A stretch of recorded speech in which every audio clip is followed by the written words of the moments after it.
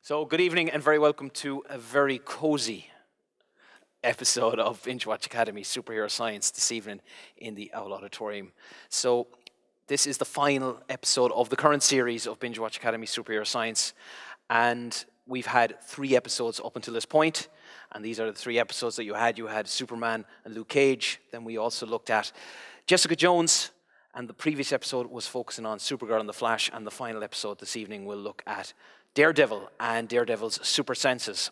And I have to say, this being the last episode, it's been great being hosting this particular event, and I've really enjoyed being part of it. For those who don't know who I am, I'm Barry Fitzgerald, and I'm an absolute huge superhero fan and superhero fanatic. And what I've actually done is gone to lots of people around the campus and outside the campus and brought them in to be part of this. And some of them have actually turned to me afterwards, perhaps some of the people here as well, and said, yeah, because I've been involved in this, I'm now interested in superheroes. That's great. Now, there's also a podcast series associated with this BingeWatch Academy Superhero Science, and all the podcasts are up to date. So the last of the post-podcast episodes for the last event, which took place on the 25th of April, are online. And you'll also get a post-podcast episode or episodes with the speakers who are sitting right behind me, and they'll get a chance to talk a little bit more about the things they didn't get a chance to talk about during their talk this evening as part of the episode.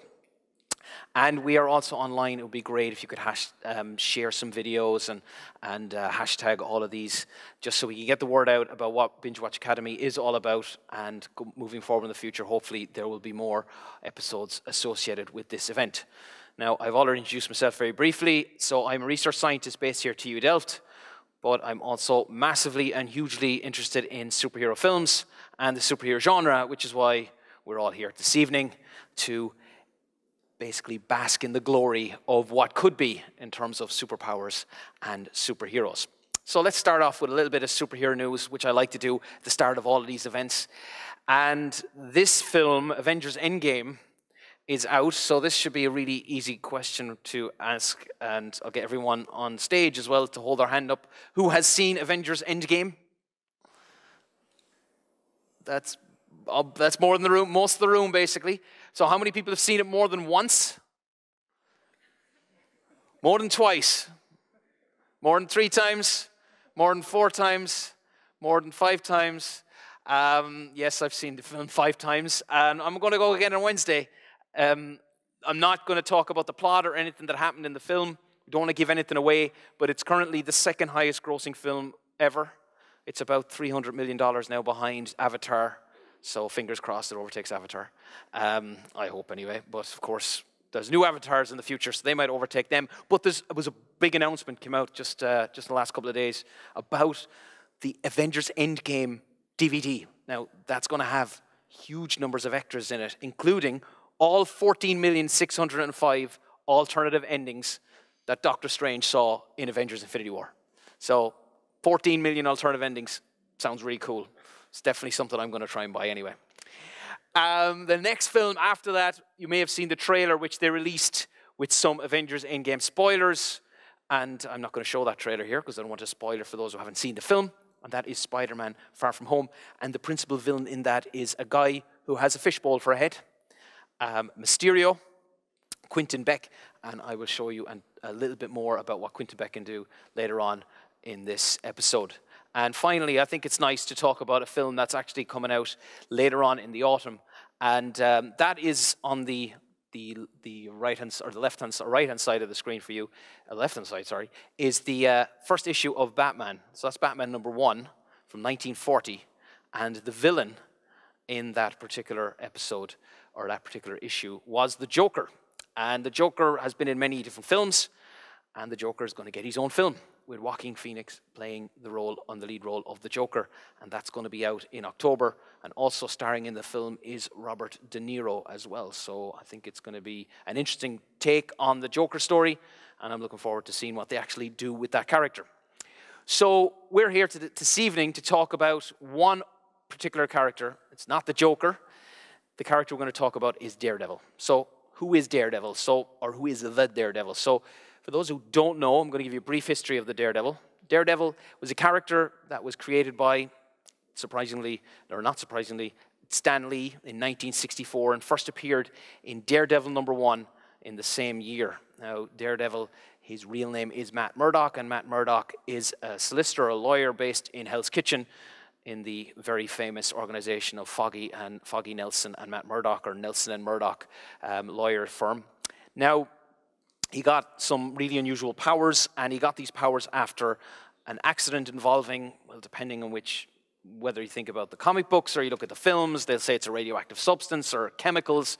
Either way, he got blinded, but somehow all of his other senses have been increased in their sensitivity, let's say, and he's got some incredibly advanced senses, and he's able to do many, many different things that, well, we just can't do, and that's what we're going to be here to talk about today.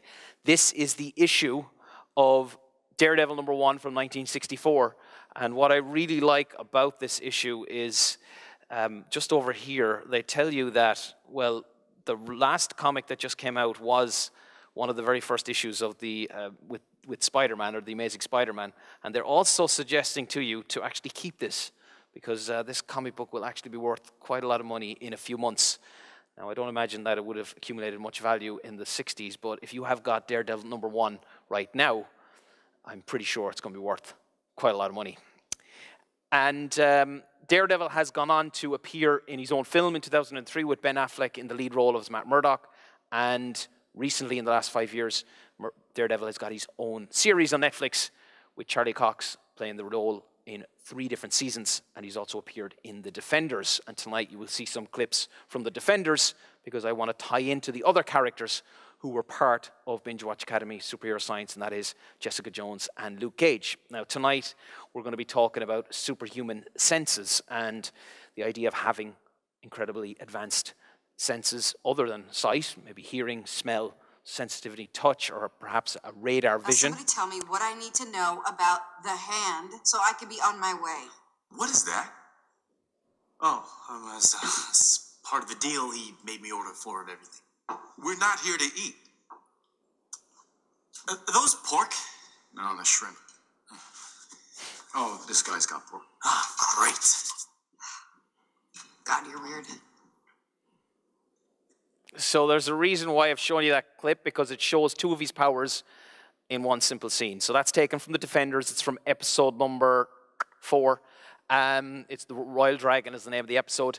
And in the episode, they seek some refuge after an attack. They're being attacked for some particular reason at a building. Now, in that scene, you see him use his radar sight because he's able to identify someone that clearly a blind person should not be able to see. And also, he's got his sense of super smell.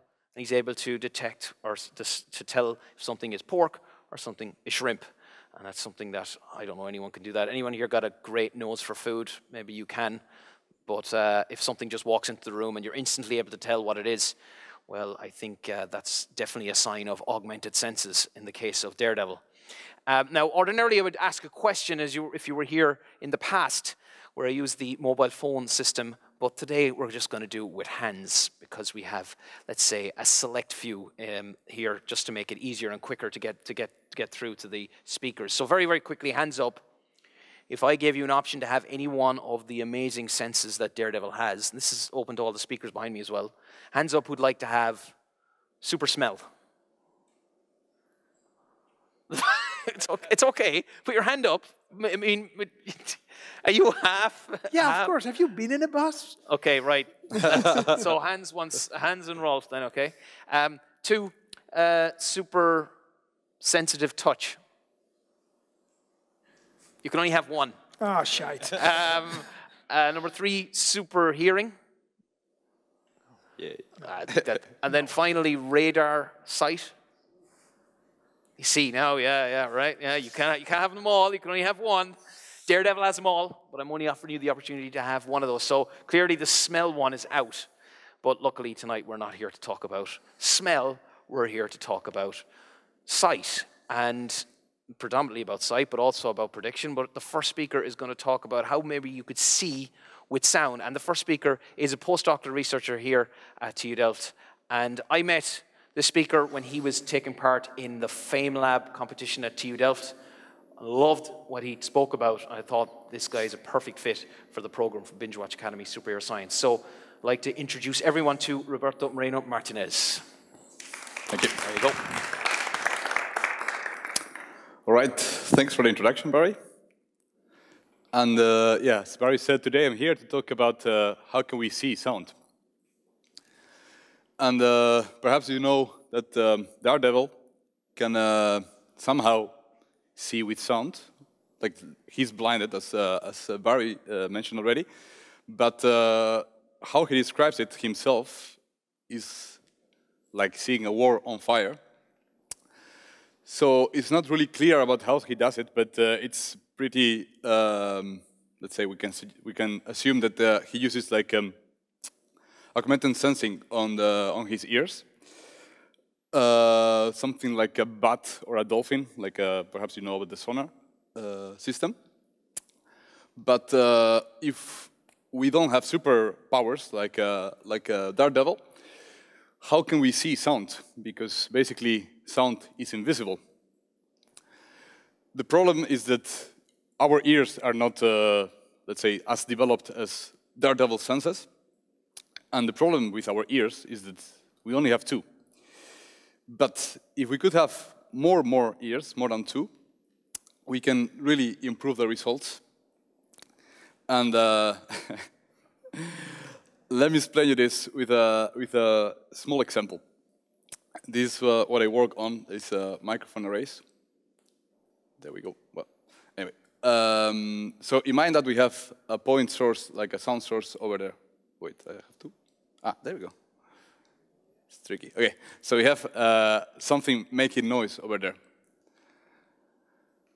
So since we don't know a priori where the sound is coming from, we have to define, let's say, a scan grid of potential sound sources.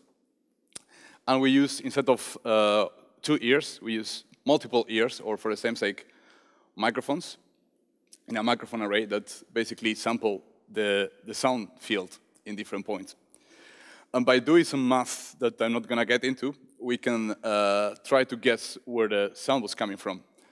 So we get what we call a beamforming output. So if we guess the correct source location, so if we indeed beamform at this point, we will get a maximum here. But if we just look at some other point where there is nothing going on, we will get much lower results, and basically, well, not a maximum as for the other case. So this is basically how microphone arrays work on. In the, let's say, 3D case, we have a microphone array mounted on, let's say, on a plate, on a planar array. We define a scan grid, and now it's more colorful. We imagine that we have a speaker or something making sound. Then we will get a result like this, with a maximum in the center. And this kind of very basic idea, it's really important, and it's really widely used in many fields. And the one I work for is basically aeroacoustics and aircraft noise. So basically, this is an example of an aircraft flying over. And then you can really see which parts of the aircraft make more noise. So this is one of the main applications we can think about, but there are also other practical, let's say, applications in real life for this concept. Cities like New York, because, well, you know that in the US there are quite some problems with gunshots. Then it's very simple. You can have, let's say, microphones spaced around the city. And whenever there is a gunshot, which is clearly identifiable, like a very strong sound that takes very little time, different sensors around the city will pick it up.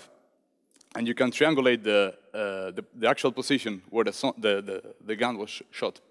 And then, well, the police will come, hopefully, and arrest who did it.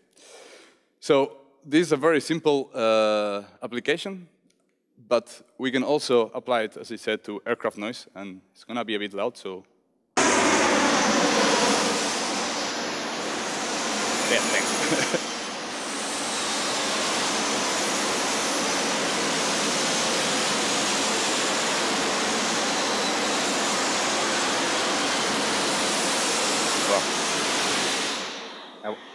Yes, like the last one. Anyway, this is a slightly modified video. Not so many aircraft fly at the same time, thank God. But if you live in the Netherlands, probably you know that aircraft noise is a very important problem. And since air traffic is continuously increasing, it's only going to get worse and worse. So the only way we can reduce aircraft noise efficiently is if we know the exact location of all the sound sources. So this is what we did in our research group here at TU Delft.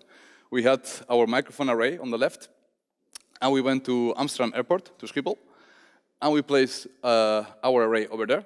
And this is basically what you can, this was our microphone array, and here you can see an aircraft flying over. And, well, we discovered many things, but perhaps the most illustrative was that most aircraft, when landing, they emit a very tonal sound, like a whistle. And that kind of sound is really annoying for the human ear. It's probably the sound you're familiar with.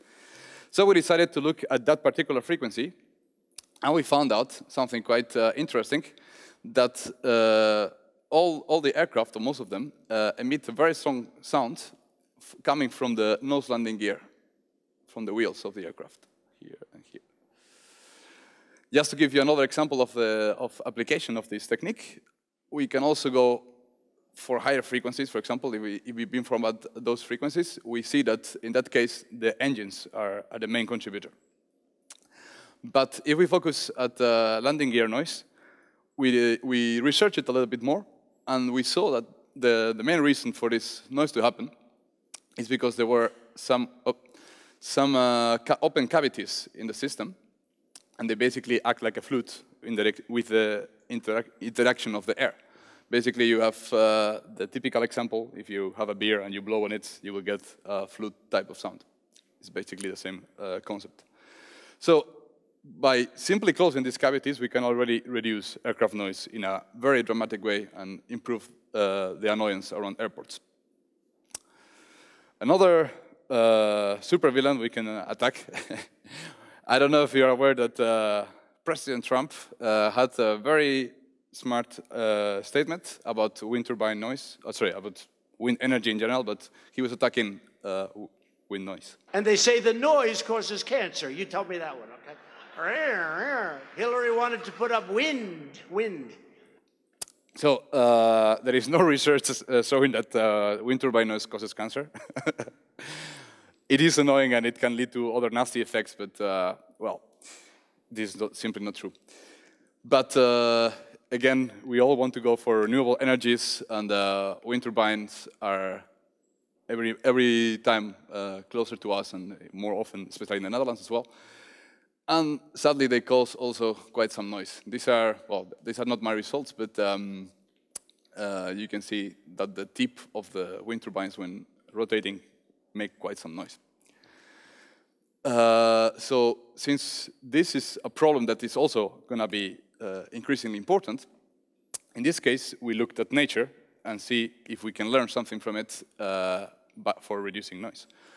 And this little fella over here is known for being very silent, for hunting during the night. And here I have a quite nice video I borrowed. Air rushes over her wings as she flies.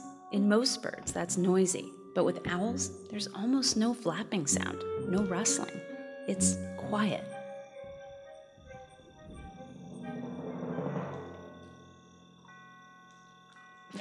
Up close, you can see how she does it. Her feathers are velvety, soft. That furriness lets the feathers slip quietly past each other during flight, dampen sound like a soft blanket. Compare that to falcon feathers. They're sleek and aerodynamic, but noisy as they slice through the air. And here's another thing. See those projections along the leading edge of the owl's wing, like a pointy comb? Those break up the wind as it flows over the top of the wing. The feathers at the trailing edge of the wing break up the wind even more. Compared to a falcon, these feathers look kind of jagged, right? But that jaggedness means almost no whooshing sound that would alert their prey. All right. So from this video, we took two concepts. First of all is the trailing edge serrations, what we call this kind of little pointy edges. And we applied it to a simple wind turbine blade, one profile of it. And we tested in the vertical anechoic wind tunnel here at TU Delft, very close to here, behind EWI. And we had our microphone array over here at the distance to basically do acoustic imaging and see what's going on. So here I have two graphs. On the left, we have basically the baseline normal airflow without any add-ons. And on the right, you have the case with serrations. And as you can see in the color bar, it reduces considerably the noise emitted, basically by 6 decibels, which is basically half the noise, what we could perceive as half noisy.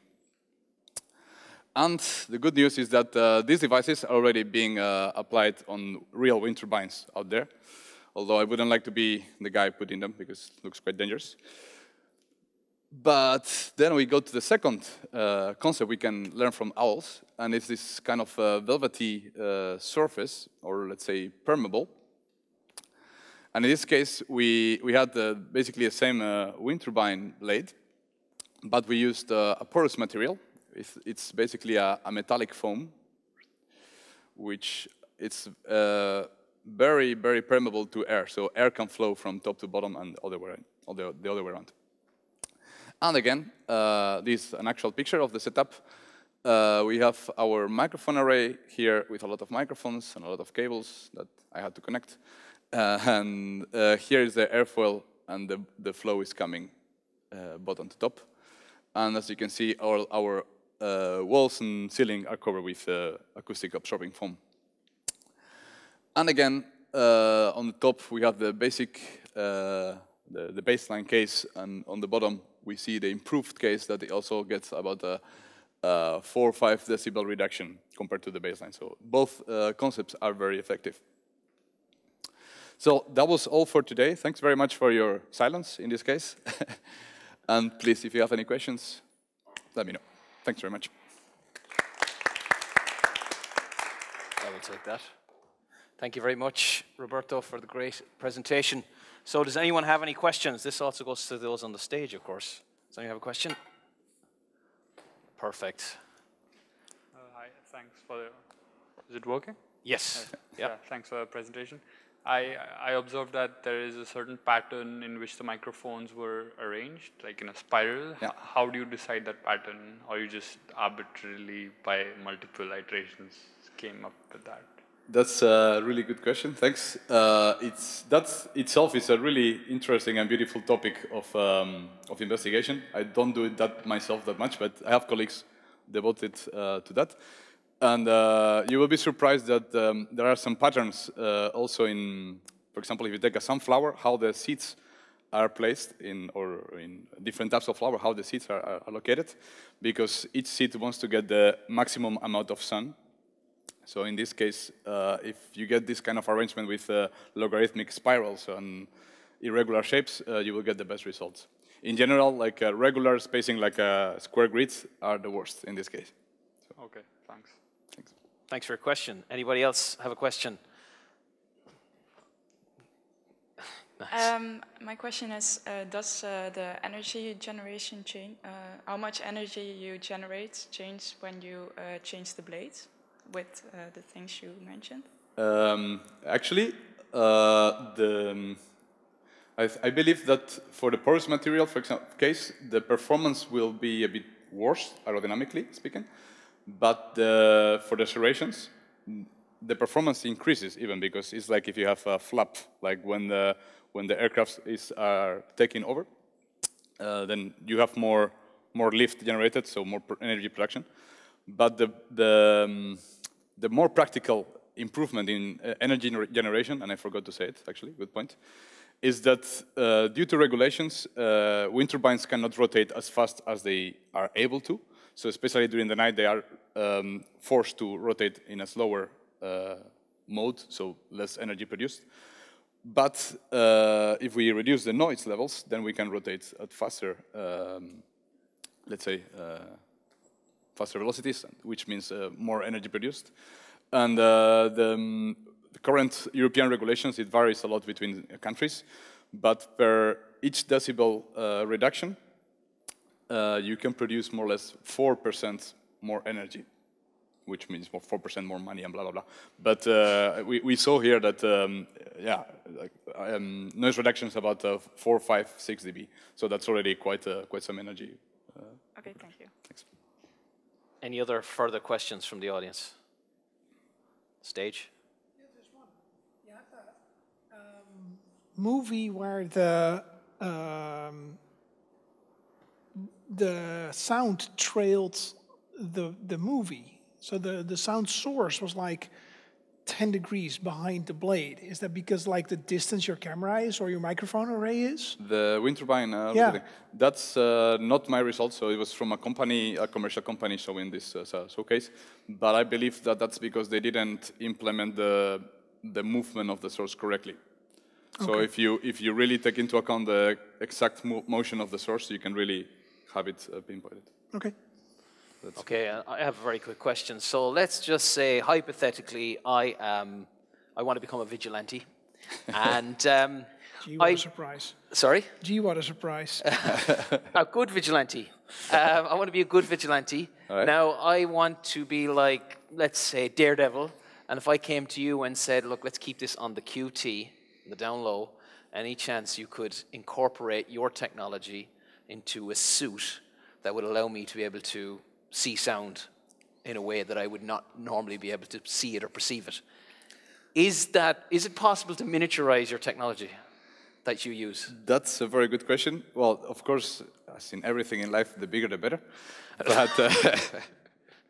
But Ant-Man would disagree with that. But it depends. It depends on the frequency you're interested in listening. Okay. I also know that it's not exactly microphone array technology, but some of the US soldiers, they have some microphones on their suit to detect one explosion, which side it's coming from.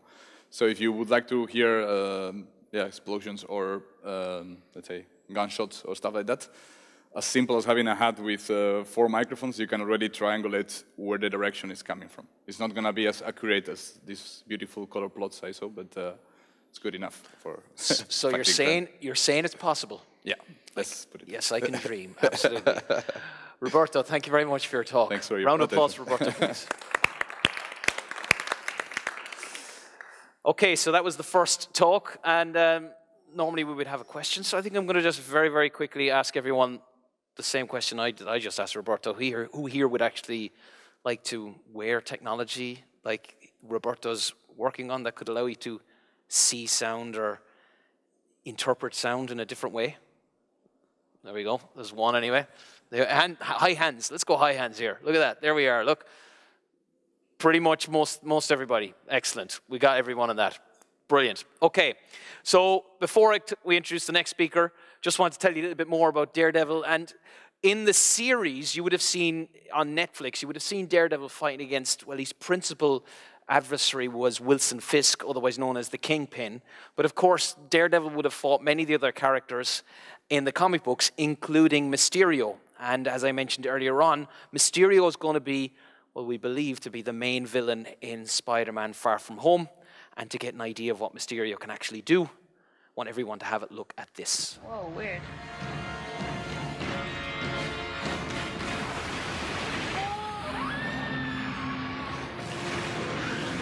You gotta do something! Just don't let them see me. Go! Come on, get out of here! Go! Let's go!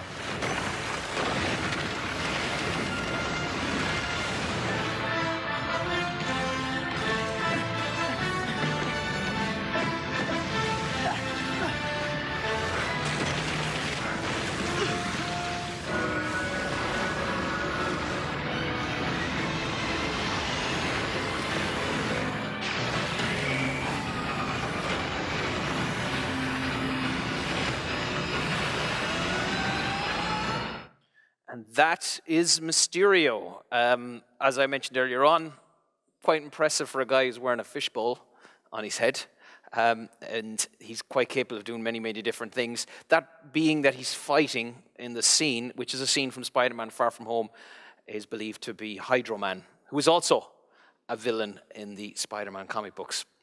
Now, Daredevil has done his own thing in the Netflix TV series, but he's also joined forces with the other characters that are part of the Netflix Marvel Universe. And that includes Jessica Jones and Luke Cage, who we've spoken about previously in BingeWatch Academy Superhero Science. And the fourth member of the team is the Iron Fist. Many people were a little bit underwhelmed by the Iron Fist and those TV series. I also am one of those people. But Daredevil is capable of doing things and knowing things and predicting things that the other members of the Defenders are not able to. So to just demonstrate this, have a look at this scene from the Defenders. Luke. How do you know they didn't follow you here? We're clear. What? No place we land will stay safe for long. We can't keep running forever. I'm not running, period. My company owns a building not far from here. We don't need another hideout. We just need for this to be over. You're oversimplifying. Oh, am I? Or am I the only one of us who's in this for a cheap thrill? Jessica. And the last time we did have a plan, but this one left us to go fight that chick in the spandex. Yeah, just like he did in the middle of the circle. I made a mistake. I thought...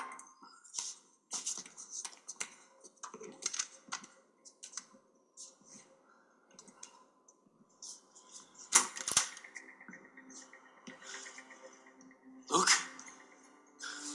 What happened? Are you okay? I'm fine. And there you have a scene showing Daredevil with two of his powers, one of which, of course, is his ability to be able to hear things that are maybe other people can't hear, but also to be able to predict and detect and tell if somebody is walking towards the room, yet I definitely could not see them. And I love that scene from that episode because when I watched it for the first time, actually, I was at home binge watching the whole series, by the way, and when I got to that scene, I actually played it back 2 or 3 times because it just demonstrates what Daredevil can know and what other people cannot. And to talk about how Daredevil perhaps might be able to do this and how predictions are part of our everyday life, I'd like to introduce the next speaker, who's known as the MacGyver scientist here on campus, and that is Rolf Hut. Rolf. Thank you. There you go. Yeah, thank you. So I'm an assistant professor in civil engineering and geosciences in the group of water resources engineering. And I do part of my work on, like I do on this photo, soldering sensors. But a large part of my work is not actually touching sensors. It is trying to predict as best as we can when this will turn into this. Because floods are one of the major causes of natural hazards, natural damages that we have in the world. And how do you do that? How do you predict something that hasn't happened yet? And to take that back to the superhero genre, I found a little clip. Don't turn out the lights. It's only 6 seconds of video that I'm going to use to illustrate how we do that. Here it comes.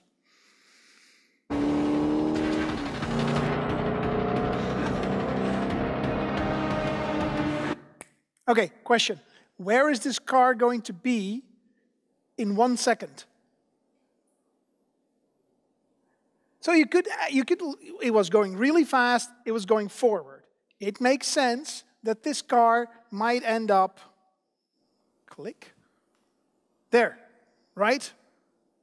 But this is, oh, by the way, this is the LA River. It's the most unnatural river that we have. As water managers, we're always stumped that people call this a river. But it's also the location for a gazillion movies, Matrix, and well, anyway, it's very close to all the major studios. So the LA River famously does the Terminator.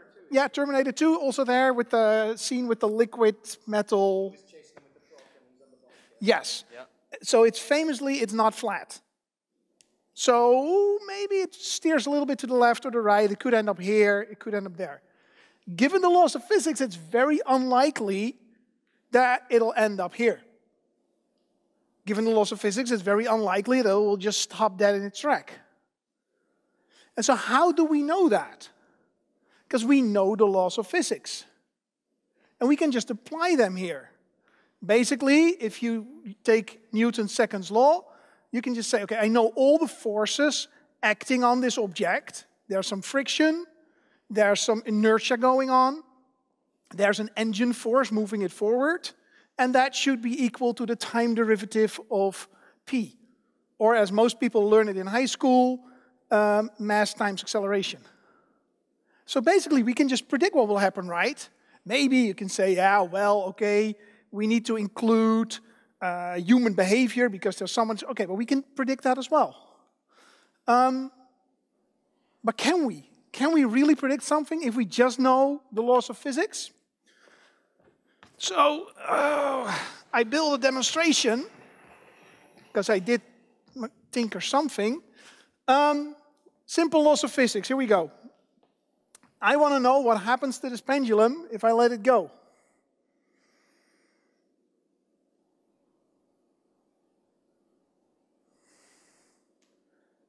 Well, it's about 1 second. I did that on purpose. So if I want to know when it's here again, I just pendulum laws, I can do that. But if I make it only, only slightly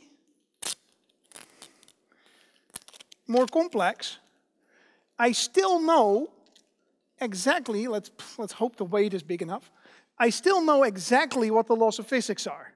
I could write down the differential equation that describes exactly what's going to happen. So that would mean that if I let it go, I should be able to exactly predict where this piece of wood will be 4 seconds from now. Well, let's see.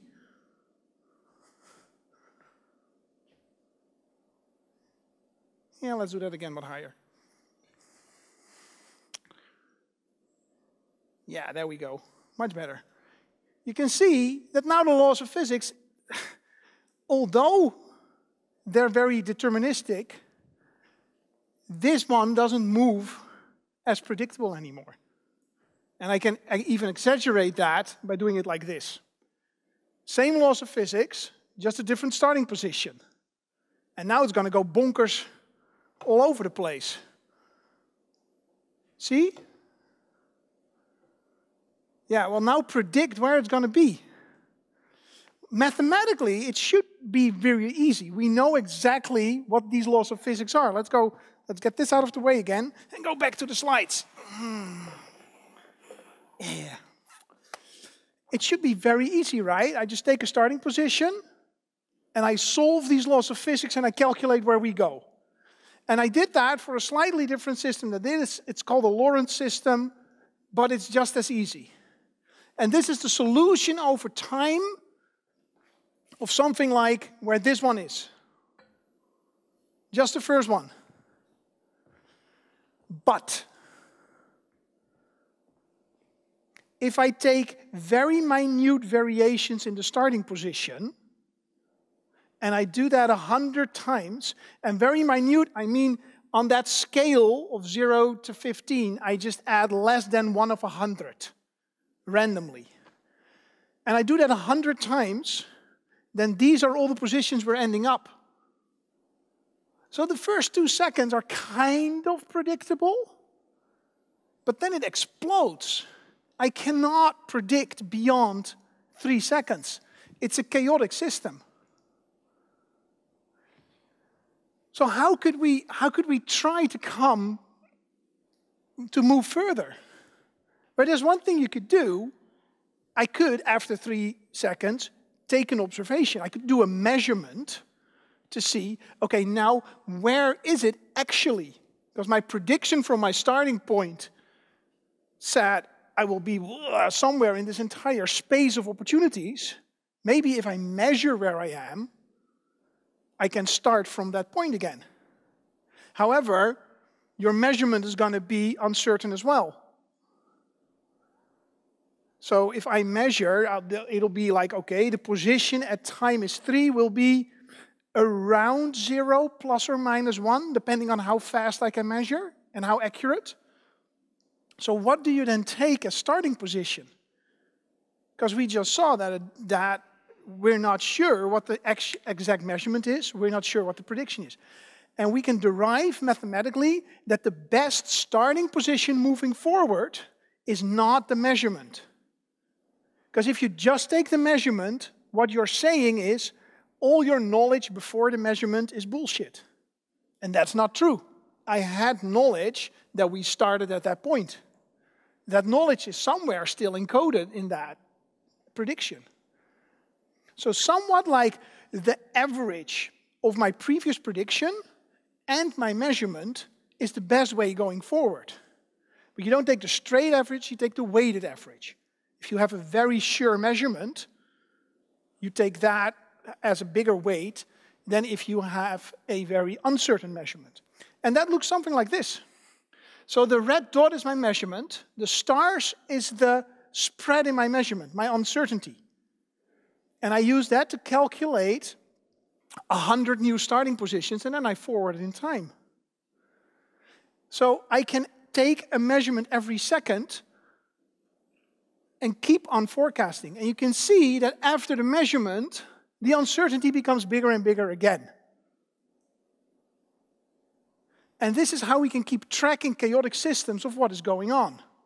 So if I want to do a prediction right now of where the thing is going to be, I'd better look at where we started, model that, take a measurement, take the weighted average, go further. Measurement, go further. How can I now make sure that I can project further into the future? The system is chaotic, we can see that. But we can also see at the start, if we start with a very small uncertainty, it takes a long time before it blows up.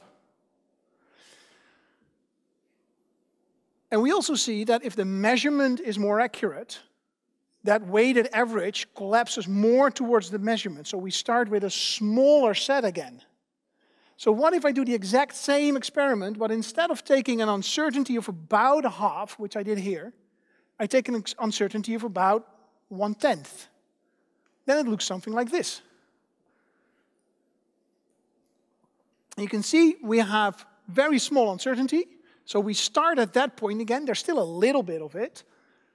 And then the horizon of prediction, before it goes all over the place, is further in time. So that is how you want to improve your predictions. Even in a system where you know the exact mathematics of the physics going on, if you have uncertainty and you have a chaotic system, you cannot predict infinitely into the future. But the best way to do it is to have repeated measurements and update, or what we say in our jargon, assimilate your observation into your prediction before you move on. It's easy, right? Now everyone can do it.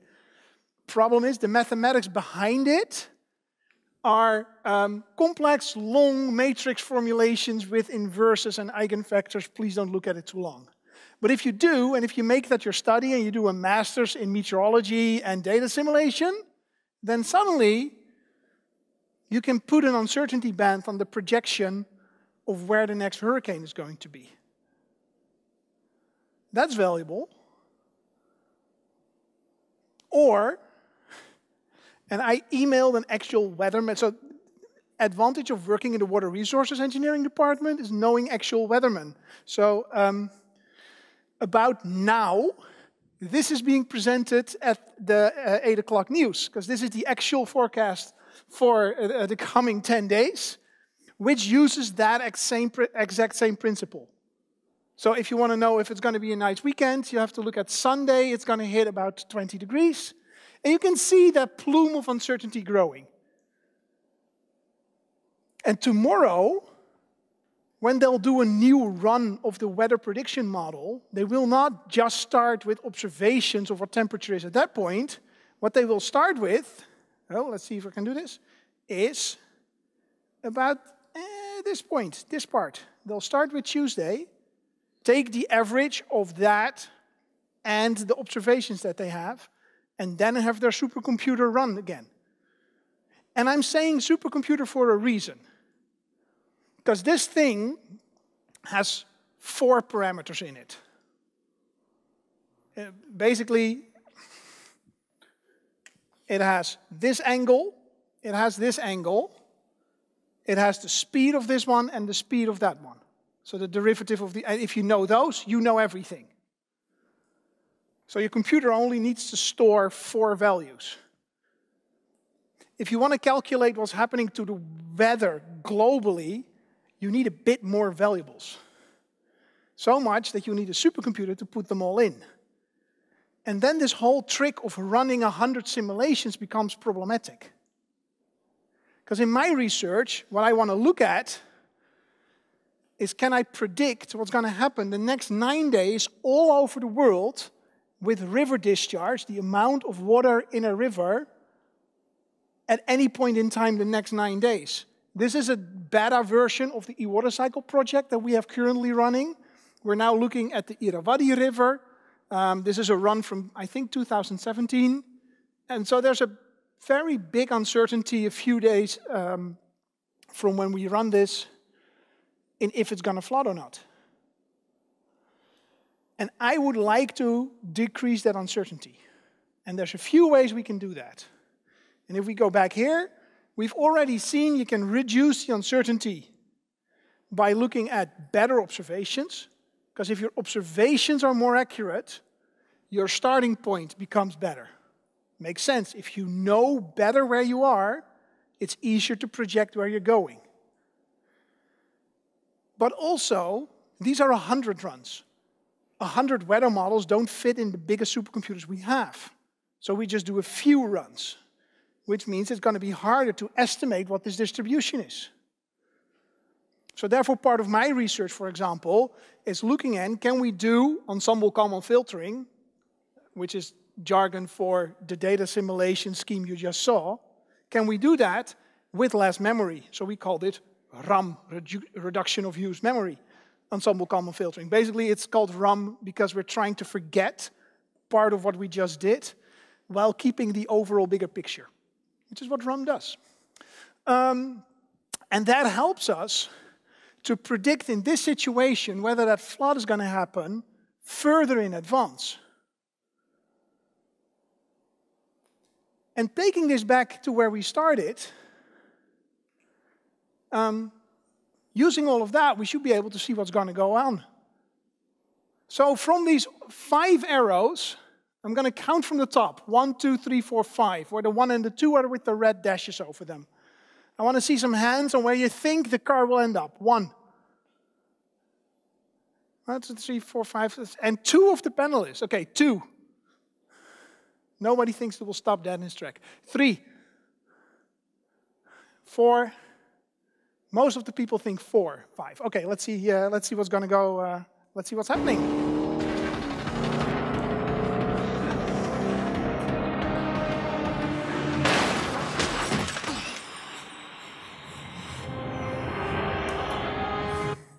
Sorry. Nobody, right? And we know all the laws of physics.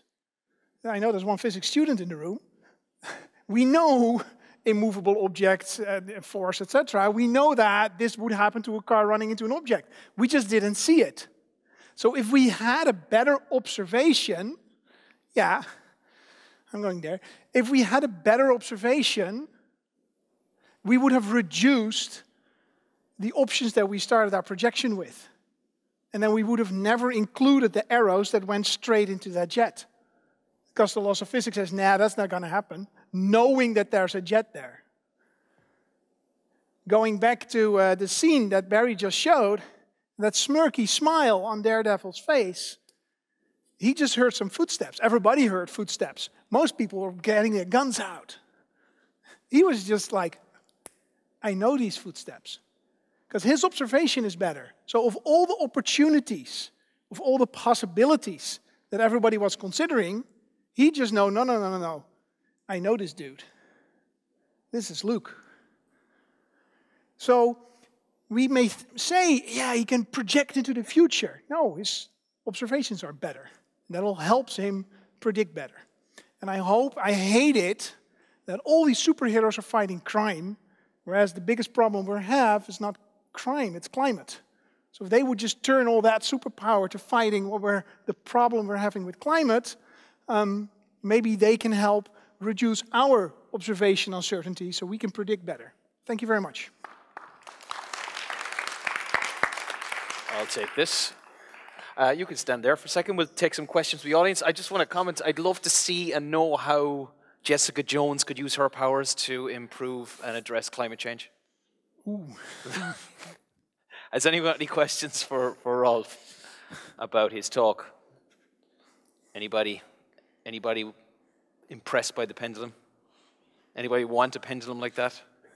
Rolf, can you hook up everyone with a pendulum? Yeah, well, it's very. I made it this afternoon. I came up with the idea around 5, I think, 4 no, something. No, it was 4. It was 4. 4. It and was so 4. So people that know Diederik and in physics know that he can help you out with it. It's just 2 pieces of wood with a little hinge in between. It's nothing more. Have you got a question? I do. Great. Hi, Rolf. Not even a question. Can you do that again? Yeah. But then I think they'll have to put the light on again. And so the problem with the chaotic behavior is it has to be high enough, but I didn't want to have it too high out of fear it would just launch on that side and hit the table or whatever. Okay, I'm going to stand over here then. Yeah, whatever, something like that. You be safe. Yeah, see, if you start from this position, maybe I should have to go higher again. I think you should do the instance you did at the end where this one, yeah. Because this one is, of course. This is where the cool stuff happens. And then again, you see, and that's also what you see in the. I cannot like start Googling now. Come on, let's go. What you see in the plots that I showed you, the graphs, there's a few like very stable paths through state space, as we call it, and then there's a few that go way out. And for this demo, you want to hit those. See where it does the backflip and then starts doing stuff like that. Because then, anytime it flips, this one will get very weird momentum. Anyway. Excellent. Has anyone got any other questions they want to ask Rolf or comments about what they just saw? I got a quick question. So you've got a friend in the weather service. Yes, Peter Kuipers-Munneke. Who gives you free, like, documents or graphs ahead of the news. Why aren't you taking a full advantage of this and like perhaps using unnamed social media platforms to disseminate this information? No, so basically this and then pass it off as your own. One, I'm on a publicly funded job and I see no interest in enriching myself beyond what I already got because I have a very solid, nice position. No, 2, this is public information already. Sure. So basically the weather forecast is put out by KNMI in the Netherlands and Met services all around the world. And the weathermen work actually for the broadcasting company. Weather people. Weather people. And they just look at that and they look at the graphs and then tell a story based on their expertise around it. And they can do that way better than I do. I'll just stick to my duct tapey solutions. Excellent. Thanks very much, Rolf. Round of applause for Rolf again. Okay, so I'm not going to ask you a question. I think we've had some questions already with Rolf. What I'm going to do now is just want to give you a little bit of science news before we move on to the last speaker. And I like to go and dig up some science papers and a recent scientific publication, and that's exactly what I did. And I found something that could actually contribute towards another maybe explanation of how perhaps Daredevil might be able to see, and does he actually replicate an ability that's possessed by some fish that live in quite dark parts of the ocean, some very deep parts of the ocean where you have little or no daylight. And this is a paper that was published in Science 3 days ago. And this is about the silver spiny fin, and effectively they have photoreceptor cells in their eyes which are sensitive to residual daylight and bioluminescence, which is quite extraordinary for them because it allows them to see what a little bit in the depths of the oceans, and also in terms of bioluminescence, it's about identifying perhaps other members of their shoal or their school of fish, whichever they are swimming around in. So perhaps, you know, maybe he doesn't see sound, losing the technology or a method similar to what Roberto was talking about. Maybe it's just all down to photoreceptor cells. Although I haven't spoken to speakers before I started talking, I think Roberto and Rolf weren't really too happy about the idea that that he uses photoreceptor cells that we don't have to see, and it's not like a radar sight or something like that, right?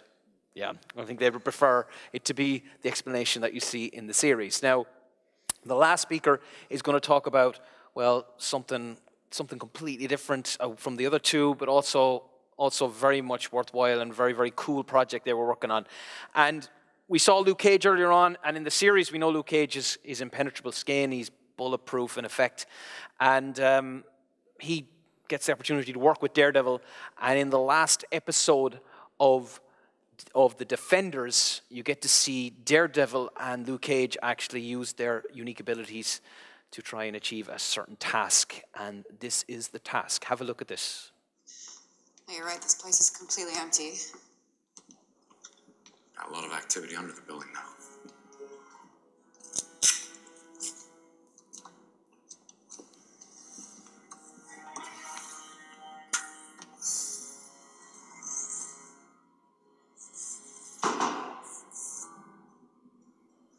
Here, I need you to open this. Open what? It's a door. Something mechanical behind it. What do you mean mechanical?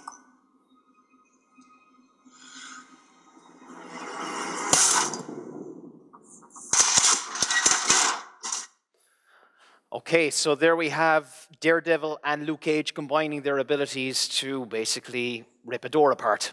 But what you heard Daredevil say just before that is that as they were walking through the hall, he said that I can detect a lot of activity underneath the building. And that's something that Daredevil can actually do. He can do structural surveillance. And to talk a little bit about structural surveillance and how you could actually achieve it without having Daredevil's augmented senses, I'd like to introduce the final speaker, who is a bachelor student in architecture here at TU Delft, and they worked on a project along with me from a minor responsible innovation on this exact project. And I'd like a warm round of applause for Sanne Maring, please. There you go. Thank you. Is my mic on? Yeah, luckily it is. Okay, thank you, Barry. So I'm going to talk about a project that we did. It's called Responsible Drones in Public Spaces. So what you can see already is that I'm going to talk more about responsibility of using technologies and ethics around using those technologies instead of the hard physics and math that those guys were talking about, which I didn't understand, to be honest.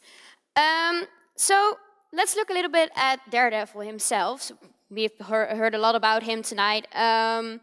But I'm actually going to talk more about different superheroes. For instance, Spider-Man is using a spider drone to do some structural surveillance on a boat, and in Avengers Endgame, sorry, little spoiler, Iron Man is actually tapping his glasses to do some structural surveillance on an elevator. And that's what I'll be talking about today. So who am I? I'm Sanne. I'm an architecture student here in Delft. And as part of my bachelor's degree, I did a minor in responsible innovation, and we worked with Barry and Otis and Berend are my group members who are in the audience today. So if you have some questions, they can answer them as well. I don't have to do that by myself. Yeah, just pushing some responsibility to them as well. So as you might have heard, I'm going to be talking about drones today. And drones have not really been portrayed positively in the media over the past couple of years, since they were introduced in, I think about 2010 or something. Because we've seen a lot of drones in series like Black Mirror or in South Park, and they're all talking about, oh, this is going to be really bad for us, and they're going to destroy destroy humanity, or well, the way we live. And then recently there have also been drones on airports, which have been very disruptive, and that was also reported in a very negative way, instead of reporting drones which are used very positively. For instance, they're being used in Switzerland to deliver medicine to people who live in the Alps and don't have really have good access to that. But today I'm going to be talking about drones in structure inspection, because over the past couple of years there's been a really big increase in using drones in structure inspections. However, this has been mostly in civil structures, and what I want to talk about today is using drones in public spaces, and mostly in shopping malls. This is an example of the Sampoong department store in Korea. This is a mall that collapsed in 1995 because they changed the design of the building while they were building it, so it really caused some problems there. And they also didn't really do good maintenance. They really didn't really maintain it that well. So the whole building collapsed and about 1,500 people died there. So if they had good maintenance, they could have prevented this. And this is what drones can be used really good for. If you put some sensors on it or different kinds of cameras, you can have a lot of add-ons on drones to make this happen. So instead of just looking at structure surveillance in malls, you can also use drones in malls for crowd surveillance or evacuation. Also do some pedestrian movement, and see how that works, and marketing as well. But however, there are also some problems, mainly privacy issues. There's a noise from drones that can really annoy people, and there can be overtrust on drones when they are used for evacuation. So to really bring you into the story, I want to imagine that you're walking in this building, the Markthal in Rotterdam. I think most of you have probably been there. It's a really famous shopping mall. It has a really high ceiling, so it's really great for drones to fly around. It has also has 228 apartments around the mall, and it has 5,000 square meters of commercial spaces. So to see how, amongst other structure inspection and crowd surveillance and marketing can be used in a shopping mall, what we did is to see how this can work ethically, because you don't just have to take into account the drones, you also have to take into account that there are people walking around in this mall. And we did it by using the principles of biomedical ethics by Childress and Beauchamp. This is usually used for biomedical experiments, but we thought, well, this is also an experiment and it has a connection with people, so we can use this to see if drones in malls are responsible or not. So for construction inspection, what really the benefits are is that you can make the place safer for everybody. And you can, it's also more cost efficient, and you can increase the flexibility of the inspections that are being done, because nowadays those are done by people who have to get up on really big constructions and can fall down, so it's not really safe. So we can really make it safer for both the people in the mall and for the people doing the inspection itself. A big disadvantage actually of using drones for structure inspection is that when they are not introduced properly, people are going to be thinking like, what the hell is this flying around above my head? Is this a terror attack? I don't know. So that's a really big disadvantage, and also the drone can crash while doing construction inspection. So when we say, I want to make it safer, it's really the building that you're going to be making safer. You don't know if the drone's going to crash or not. Then for crowd surveillance, the really big advantage here is that you can prevent assaults. And you can also, if there is someone suspicious walking around, you can have a drone, which maybe is autonomous or not, you can have them following the people around. Which also is a disadvantage, because if you are going to be following people around, it's a real invasion of your privacy. And then marketing. The benefit of using drones for marketing is that maybe people can find shops which they had not been able to find, which they could not find before. So when you have, for example, a banner here attached to a drone for a certain shop, people can think, well, let's just walk over here because I've not been here before. I don't know this shop. But also, again, it can be really invasive because people don't really want ads. I mean, it can be beneficial for using it to find shops, but it's also really invasive. So that's a problem that needs to be fixed. So what we would recommend is to use safe drones to make sure that they can't crash. And also that they can be hacked by using blockchain instead of other technologies, so that the system is really contained within itself and that nobody can get into the drone from the outside. And also to remain anonymous. Now you can think, how is this different than using normal CCTV cameras? But what I just mentioned is that drones can follow people around more easily. So it's really necessary to keep people anonymous. So there is blurring technology that you can use to make sure that people remain anonymous, and you can really easily deblur it as well. Then also what you would really need if you were going to be using drones in shopping malls is information transparency. And what that means is that you're going to have an implementation period. So kind of a trial period of about a month. And you're going to be really teaching people like, well, this is what is going on. You can get your information on the drones here. That you're really transparent to the people walking in the mall. And this also just doesn't need to be only in this trial period. You can also, well, you have to make sure that people can get information about these drones anytime they want. And then also, after this trial period, what you need is constant iteration with your stakeholders. And, well, you're going to be thinking, what the hell is a stakeholder? I actually have an example from the real world. Because the NS is actually using drones to do some surveillance on their own structures. Specifically, they have been using it to do some surveillance construction inspection in Rotterdam Centraal, in the station. Me and Otis, our other group member, we went to see when we had a meeting with the NS. And they showed us a video. I wanted to show it to you here, but I couldn't because they said it was part of their internal marketing strategy. So that's a shame, but hey, I'm telling you about it anyway. Yeah.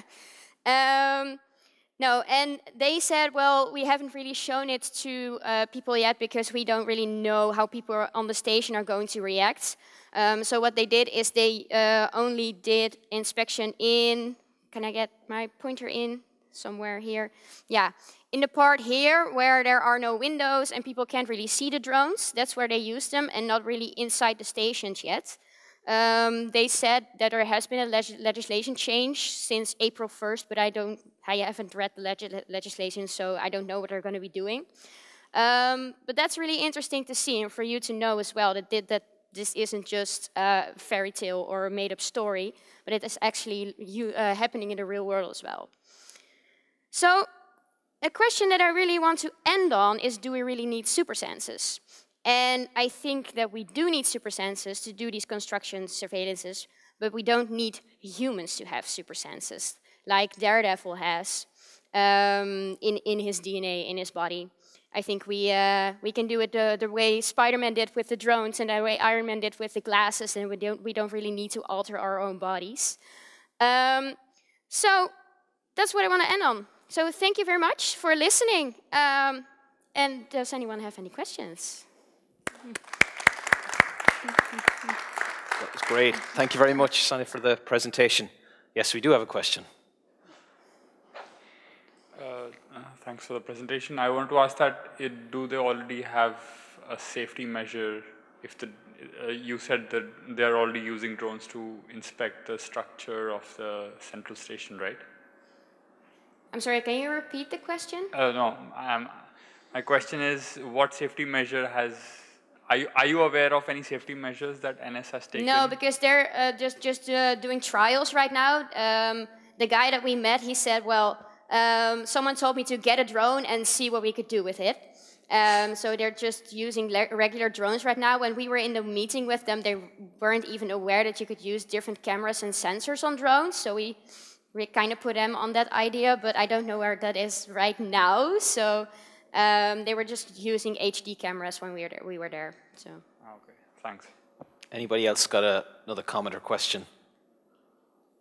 So you put the NS on the track towards using different cameras besides the HD camera in a drone? Maybe. Interesting. They didn't know about the technologies, the stuff that you had in your project? Yeah, no, but because they were working on innovations all over the place and not specifically drones. They also told me that they were working with a student team to invent other kinds of structure inspection, not just drones, but they were keeping their options open. And just from your own personal point of view, maybe it reflects then the rest of the group, how would you feel if you were in the Markt Hall and there was 4 drones flying overhead, watching your every move? The first thing I would do is ask someone, what the hell are these drones doing here? Because I would be wondering what they were. Okay. I wouldn't be scared, definitely not, because I've done this project, you know. Yeah, I'm a little bit biased, but. So how would you address it then? What is your recommendation to the NS or the Markt Hall or any type of civilian structure that would decide to deploy drones for the purposes that you've mentioned in your talk? Tell people what the hell you're doing. I told the NS, well, use your app and get information to people that way. I think that's the best option for everybody because drones are not evil things. And is it just very quickly, is it your general consensus that people think drones are evil? Not all of them. Not all of them. Not all the drones are evil, or not all people think drones are evil? Not all people think drones are evil, but they have been portrayed in such a negative way that I think maybe people are a little bit biased against drones. Okay. One quick question, yes? There was an instance where you showed that a drone could follow a person, but then there's technology available that could blur everyone that's not of interest. But then there would also be technology, you mentioned technology available to de-blur these faces. So technically, if that information got into the wrong hands, a lot of privacy would be... True, I understand what you're saying, but I think that CCTV camera stations and systems are really contained within themselves as it is. I don't really think they can be hacked into, but I'm not sure. I'm not an expert. I'm not an expert on that. Yeah? Okay. No, but what I said, I'm not really an expert on that area. I'm an architecture student. I don't know anything about computers. But no, but I think it is possible. We spoke to a team in Eindhoven. And they were also working on drones, and they said, well, you can really work in the technology that you can do all of these things and make it safe. Great. Thank you. Thank you very much for your presentation, Sanne. Thank you. A round of applause once more. Okay, so at this point, what we're going to do is we're going to just sit down for about 5 to 7 minutes, maybe a little bit longer, and just have a chat with all the speakers in a talk show-esque environment. Rolf, you're looking very relaxed. So I'm not going to start with you. I'm going to start with Roberto. So remember I came to you with the idea about being part of this. Had you ever thought about your project in that light before? So the idea that you could use your technology to link it to somebody like Daredevil. Had the thought ever crossed your mind before I proposed this to you? Not really. Actually, it was great to meet you because I never saw it in this kind of connection with superheroes. What I had in mind, and maybe it's not responsible innovation as you work on, but it's I had the idea of detecting snipers, for example, in war zones. I know probably you don't like this idea, but you know, I don't know, you have a sniper shooting soldiers or whatever, and you don't know where it is. So if you deploy an array, probably you can detect. That's the most superhero-like scenario. So using some technology like a shot spotter, or is that what the name of the technology was in New York City? Was it? Yeah, shot spotter. Shot spotter. So that's how you could envisage it being used, perhaps, in a superhero-esque type of of an arena. Yeah. And when you started working on this project, this was part of your PhD. Yeah, indeed. And this project that you worked for your PhD, I've seen some of your papers. They're very, very good, I have to say. Very, very. You found some great stuff. Is it just aircraft that you looked at? Did you, and as you've shown, wind turbines as well. Was there anything else that you thought this would be actually really useful to look at? For example, drones. Well, being part of the aerospace engineering faculty, I mostly looked at aircraft and wind turbines. But I know that drone noise, as Sanne commented, it's going to become more of an issue in the following years. Like Amazon is investing a lot of money on how to have silent drones delivering packages, for example. And the military is looking at how to shoot down drones if they're evil. Also using sound localization, for example. And another application I can think about, not that much aerospace related, but for example, if you have a pipe system in an industrial site with compressed air going around, yes. And if you have a leak, this kind of method I described is very useful for detecting leaks or well, in a more Dutch student problem every day, if your bike is making noise and you don't know where it's coming from, you can also see which element of your bike is. Can I ask a question? Sure, of course. You talk about war. You talk about the military a lot. So, don't you think that your technology is helping warfare? Well, depends which side. I want to give the technology to the good guys. Now, in the way that wait a minute. They both think they're the good guys. Yeah, exactly.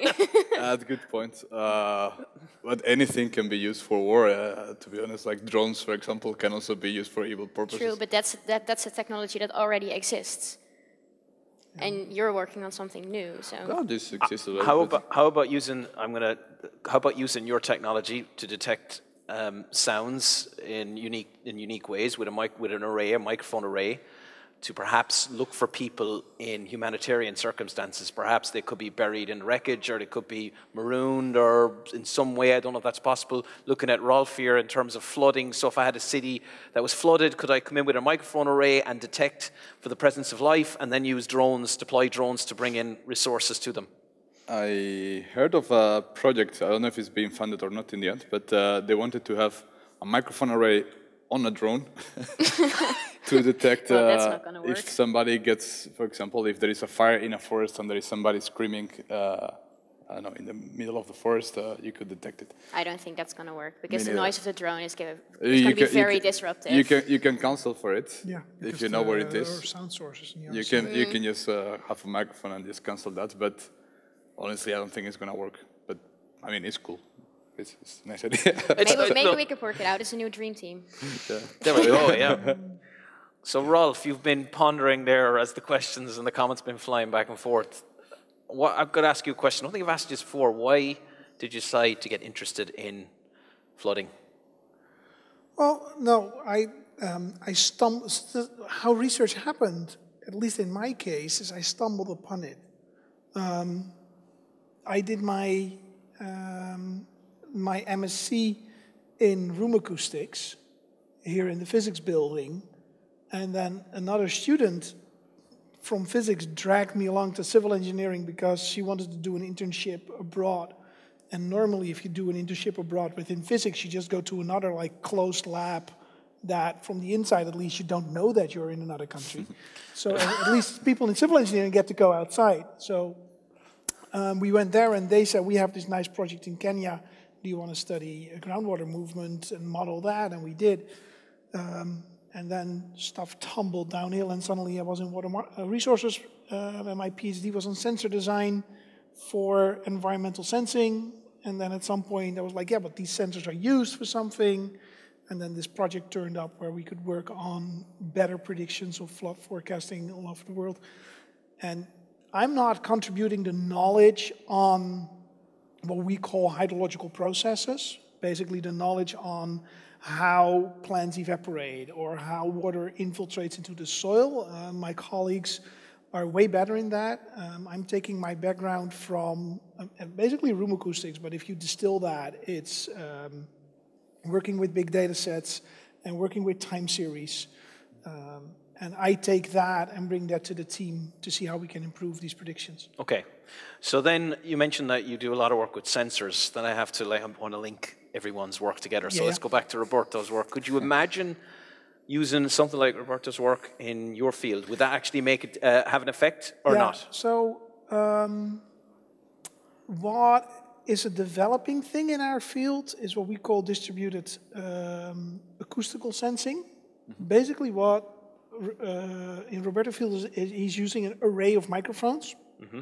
And I think it came from like the petrochemical industry, which is an argument why you shouldn't like limit a certain field of study for application. Because in petrochemical industry, which I think we should abolish at some point, they came up with a discovery where they had fiber optic cables, they shoot a laser pulse in it, and then some of the photons in that laser pulse actually collide with the silica in the fiber optic cable and bounce back. So if instead of listening at the end, you listen at the start, by the reflection, you can tell something about the point it reflected on.